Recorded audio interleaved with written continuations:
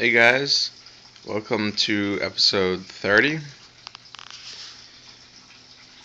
I just fed the turtles, so they're still looking for food, but just some quick updates.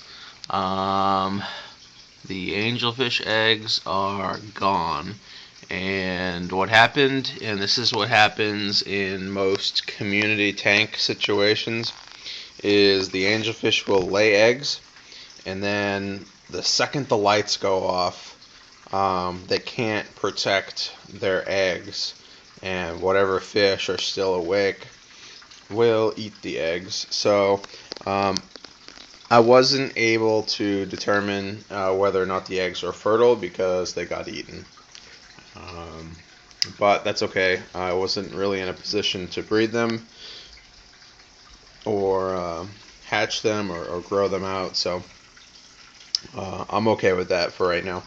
I did notice yesterday, I was cleaning my sand out in here, and I changed out probably a good 20 or 30 gallons,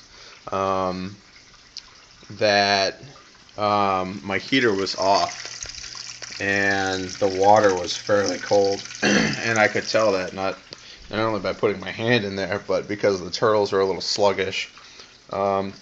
These guys can take colder water temperatures because they do go down for the winter in the wild, but I definitely wanted to turn the heater back on, so I changed the plug actually down bottom, and it kicked back on. So maybe the last plug in the power strip is no good. I've got to clean my glass here; it's a little dirty, but then I'll put a couple pieces of wood back in, and I got to trim my plants a little bit up here, and then this should be good for another week or so. What I did want to do for this episode real quick is focus on my background again. I thought the last episode was good, talking about this ramp here and how I would make it better. So for anyone who is thinking about building a 3D background or in the process of designing one, here's another thing that I would do differently. When I originally built this tank and stand and background and the whole thing, I built it for where I lived.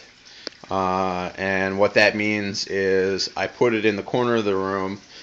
This wall was against a wall, so it didn't matter that I used a bunch of silicone on it and that it looks like garbage, because no one was going to see it, much like the back. No one ever sees the back of a tank, right? Or at least most of the time, they never see the back of the tank. So I wasn't worried about that at the time, but I lived in an apartment, so a year later I've moved, and now the tank is against a flat wall, and this side over here, which was a feature side, I don't know if you guys recall, maybe you can check out the older videos, there is a hole that goes all the way to the glass on that end, and that's why the turtles are always swimming over there, because they want to explore, investigate over there. But that side did not have silicone against the glass. It looked more like this here, just a pressure fit. So you can't see that anymore because it's trapped against the wall there. But you definitely can see this, and it's a little unsightly. I'm not sure if I'm going to put some sort of poster board or something against that to hide it, or if I'm just gonna let it be. But here is what I would do differently, because you never know if or when these things are gonna move or where they're gonna move to.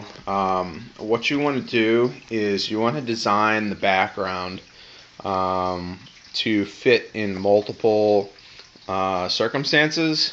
So if I was going to flip this and put it against this wall here, it would be fine. It would be laid out exactly like it was in the old apartment, but it doesn't fit that way here. So what I mean is you want to make sure that both ends look okay if they might be exposed. And the number one way to do that is to definitely make sure that you exactly measure the inside dimension of your aquarium that you're designing your background for, because this thing should slip in so tightly that it's almost impossible to get it out.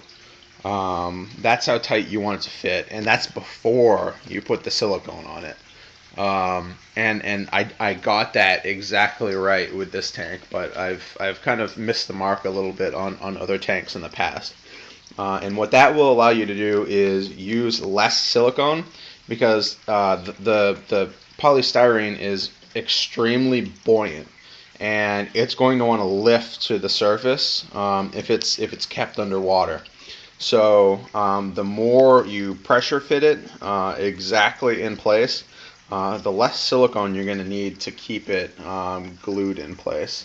So with that in mind, you can definitely silicone the bottom of the background. You can definitely silicone the entire back of the background. But when it comes to the sides and the front, you definitely want to stay away from siliconing it to the glass, just because it'll turn out looking like this.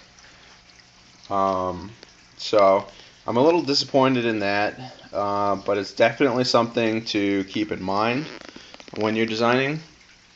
And one other thing to note is here's a 2-inch piece here, and it looks good here, but it doesn't look good here because there's that seam. If you have the means or the technical know-how to or the equipment to cut styrofoam at a 45-degree angle exactly on a table saw,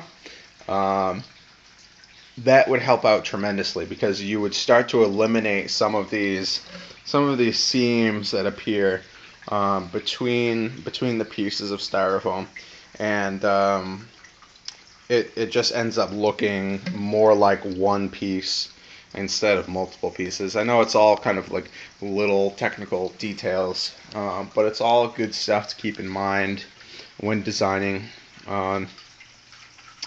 just so that you do the best job that you possibly can.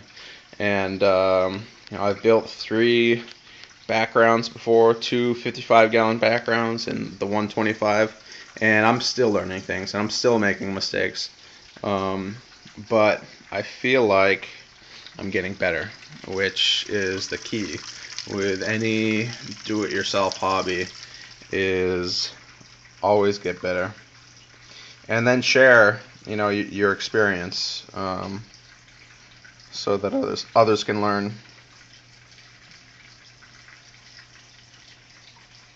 But that's about all I have right now. I'm just about out of my old food. I've already thrown the rest of the bag away, so we'll see how this food does. It's the same Missouri food, but it's nice and fresh. It's a new bag kept in a Vittles vault, so it's got a nice seal on it. So hopefully it'll stay fresher longer, and hopefully they'll scarf it down even faster than they do the old stuff. But these guys are growing good. Everyone's happy. Everyone's fed. And I'll see you guys later.